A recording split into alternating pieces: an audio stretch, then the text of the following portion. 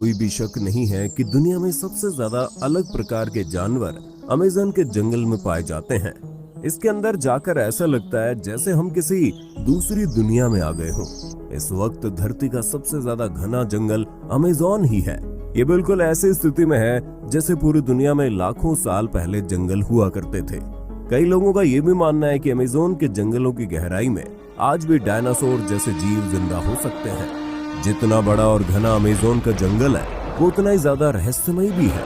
आज तक लोगों को ये नहीं पता कि ये जंगल बना कैसे, क्योंकि ये दुनिया के किसी भी जंगल से बहुत ज्यादा अलग है।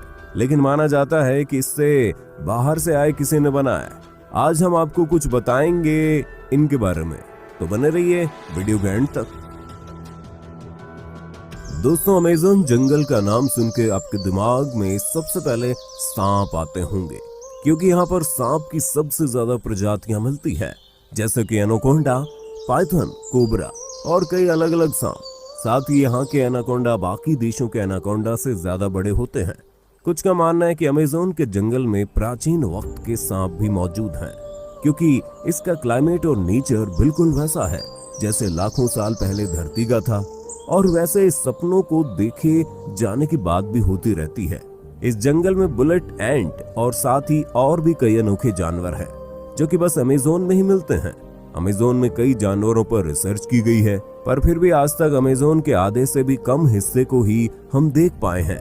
अमेज़न का 75% हिस्सा ऐसा है जहां आज तक इंसान पहुंच नहीं पाए, क्योंकि ये बहुत ही ज्यादा घना है और इतने अंदर तक टेक्नोलॉजिकल सामानों को लेकर जाना नामुमकिन है। साथ ही जैसे कि हमने कहा, इसका क्लाइमेट लाखों साल पहले की पृथ्वी जैसा है, तो वैज्ञानिक इसके साथ छेड़छाड़ करके इसे बर्बाद नहीं करना चाहते।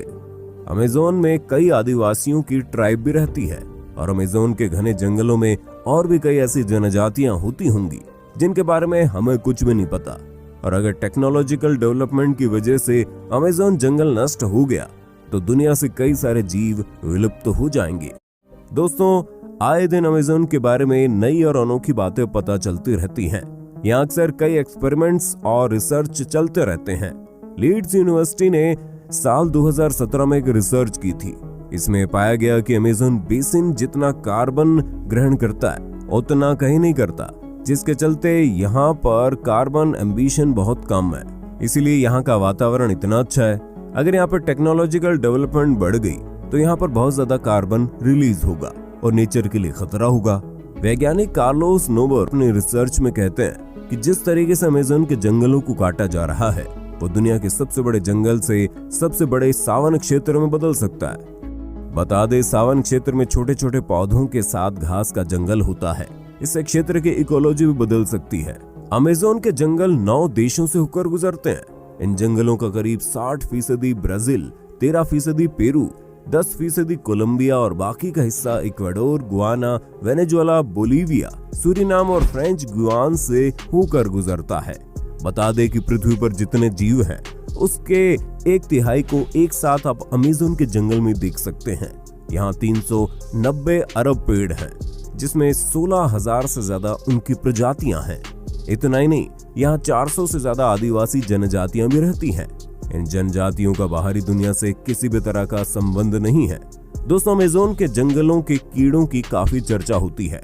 माना जाता है कि यहाँ इतने हजार तरह के कीड़े और जंतु मिलते हैं कि उनमें से कुछ ही फीसदी के बारे में अब तक वैज्ञानिकों को पता चला है। यहाँ की बुलेट चींटियां भी बड़ी खतरनाक होती हैं। देखने में छोटी होने वाली इन चींटियों के डंक को जहर की तरह खतरनाक माना जाता है। कहा जाता है इनके काटने पर गोली लगने जितना दर्द होता है। चींटियों के बाद यहाँ की मकड़ियों की चर्चा होती है। यहाँ 3000 से ज्यादा मकड़ियों की प्रजातियां पाई जाती है, जिनमें ज्यादातर जहरीली होती हैं। टैरेंटुला मकड़ी को सबसे खतरनाक माना जाता है। इसके बाल भी इतने खतरनाक होते हैं कि आपकी आंखों में पड़ गए तो शीशे की तरफ उसे फोड़ देंगे। अब इतने कमाल के जानवर बस यहीं रहते हैं, तो इस जगह के बारे में कुछ खास बात तो होगी ही। देखा जाए तो कुछ नहीं, बल्कि बहुत खास बात यह है कि अमेज़न जंगल किस तरीके से बना है। ये जान के आप चौंक जाओगे, क्योंकि आप कह सकते हो कि अमेज़न जंगल जिस तरीके से बना है उसने आधी पृथ्वी को तबाह कर दिया है। दरअसल हाल ही के कुछ स्टडीज में पता चला है कि डायनासोर को मारने वाला एस्टेरॉयड एक नए नियोट्रॉपिकल जंगल के निर्माण के लिए जिम्मेदार है।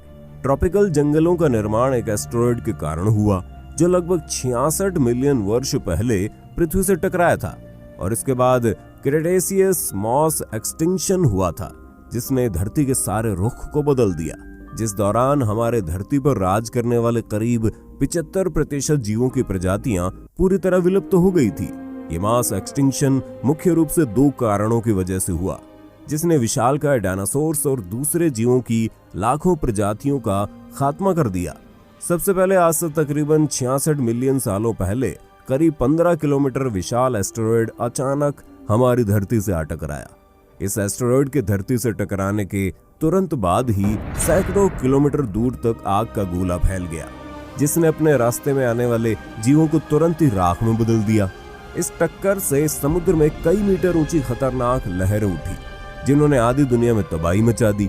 इस टक्कर के बाद निकले धूल और राख धीरे धीरे आसमान में फैल गए जिस कारण हमारी धरती का वायुमंडल कई महीनों तक गैस और डस्ट से पूरी तरह ढक गया, जिसके कारण सूरज से आने वाली प्रकाश की किरणें धरती की सतह पर पहुंचना बंद हो गई।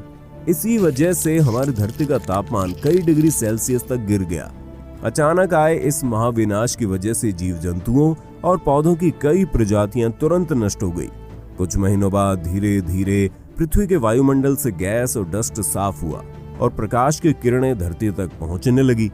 लेकिन उसके बाद ग्रीन हाउस गैसेस जो कि पृथ्वी के वायुमंडल में पहुंच गई थी, उन्होंने पृथ्वी को अचानक बहुत गर्म करना शुरू किया।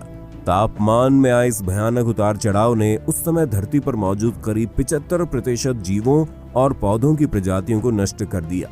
वहीं कुछ वैज्ञानिकों का मानना है कि इस मास एक्सटिंक्शन में रही सही कसर उस समय के डेक्कन ट्रैप्स यानी कि आज के दक्षिण भारत में हुए विशालकाय वोल्केनिक इरप्शन ने पूरी कर दी।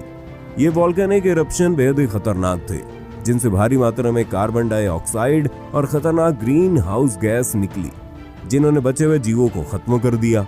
पर इसी मास एक्सटिंक्शन के बाद मैमल्स और दूसरे जीवों की प्रजातियां अस्तित्व में आई जिन्होंने कई लाखों सालों के इवोल्यूशन के बाद जाकर हम इंसानों का रूप लिया जो कि अभी इस वीडियो को देख रहे हैं। और ये उल्कापिंड हमारे जीवन के लिए बहुत ही ज्यादा महत्वपूर्ण था। अगर ये उल्कापिंड नहीं टकराए इस वीडियो को देख रहे हैं और ये उल्कापिंड हमारे जीवन के लिए बहुत ही ज्यादा महत्वपूर्ण था। अगर ये उल्कापिंड नहीं टकराए होते तो आज हम जिंदा नहीं होते।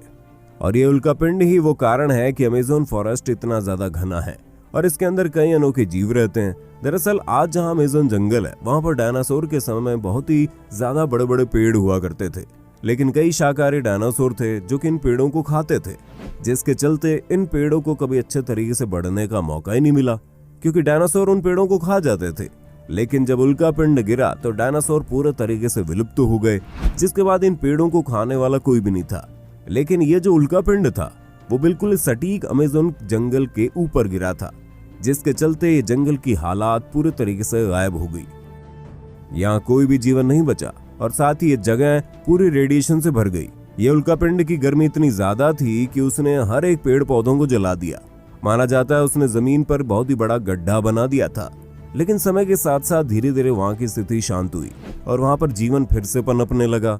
इस बार उन पेड़ पौधों को उगने से रोकने के लिए कोई भी डायनासोर जैसा जीव नहीं था, जिसके चलते पेड़ पौधे बहुत ही ज्यादा तेजी से बढ़ गए। और आप कह सकते हैं कि जिस रेडिएशन ने इस जगह को तबाह किया उसने इन पेड़ों को उगने में और ज्यादा मदद की। अमेज़न रेन फॉरेस्ट की जमीन सबसे ज्यादा फर्टिलाइज्ड जमीन मानी जाती है। जो उल्कापिंड धरती पर गिरा था वो करीब 12 किलोमीटर बड़ा होगा।